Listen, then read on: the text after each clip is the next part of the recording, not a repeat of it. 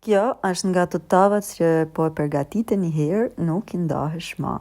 Juftoj të arruni recetën. Të herë filloj me përgatitjen, patligjanat mas i kena la, i presim në riska si kur shikonin në video. I skuqim në vaj të bollshëm, në zjarr të lartë, derisa të marrin ngjyrë nga dy anët. I largojmë prej filterës dhe i rreshtojmë tepsi, ju hedhim sipër kryp e piper të zi, i kalojmë në njan. Tash filterën ku skuqim patligjanat, hedhim vaj ullinit, ka vërdisim qep të hudrat derisa të zbuten. Masanej shtojmë specin e prem në kubik.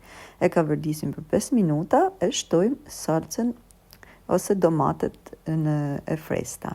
Rregullojmë me erëza e kryp, i ka vërdisim për 10 minuta, e masanej hedhim sipër patligjanave gjysën e gjellës, masanej sipër rreshtojmë pjesën tjetër të patligjanave, cilat i kena krypos, e hedh piper të zi.